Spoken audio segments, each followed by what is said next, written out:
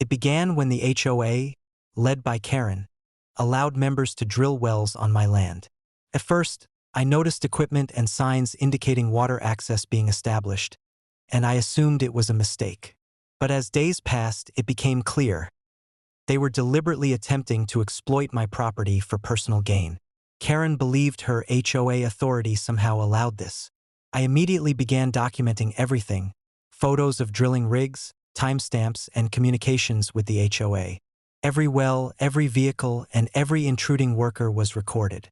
My research confirmed that drilling wells on private property without permission is illegal, and I had full authority to stop it and take legal action.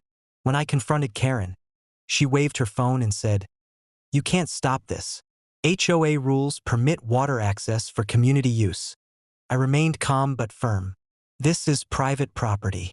No one has permission to drill wells here. Any attempt to interfere with property rights is trespassing and will be treated as such. Step back immediately. Her arrogance was infuriating. She sent more HOA members onto my property, but I had already prepared a countermeasure. I hired a specialized team to seal every unauthorized well.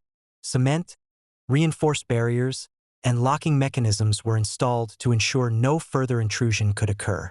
Motion sensors and cameras were set up to record any future attempts. Signage was also posted clearly: private property unauthorized drilling, access, or trespassing will be prosecuted. When Karen and her team returned, expecting to continue their activities, they found themselves blocked at every turn. The cemented wells were impossible to use, and my documentation provided irrefutable evidence of their trespassing. Grandpa, my retired sheriff, arrived shortly after to oversee the situation. He reviewed all property records, permits, and documentation. Karen's claims of HOA authority were quickly dismissed, and the intruders were informed that their actions constituted criminal trespassing and property damage. Karen, realizing her plan had failed, attempted to call 911 to report illegal obstruction, but the operator, after reviewing the records and evidence, politely informed her that she and her team were the trespassers. Her smug confidence crumbled entirely. Neighbors observed the entire debacle. Karen's attempt to exploit my property had failed spectacularly. The HOA was forced to distance themselves officially, citing liability concerns and recognizing the severity of Karen's reckless behavior.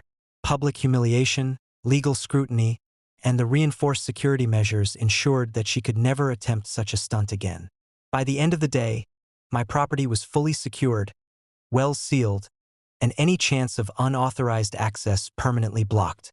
Karen had overstepped, believing entitlement and HOA authority could override private property law, but she had underestimated preparation, documentation, and legal power. This incident reinforced a crucial lesson. When someone attempts to abuse power, decisive action, legal authority, and thorough preparation ensure justice prevails. Karen's audacity had backfired completely, leaving her humiliated, powerless, and legally vulnerable. My land, my authority, and my peace of mind remained intact. The HOA learned another valuable lesson that day. Overreach has consequences, and property rights are absolute when defended with strategy, law, and resolve. Karen's attempts at manipulation were not only foiled, they served as a public example of what happens when entitlement meets preparation.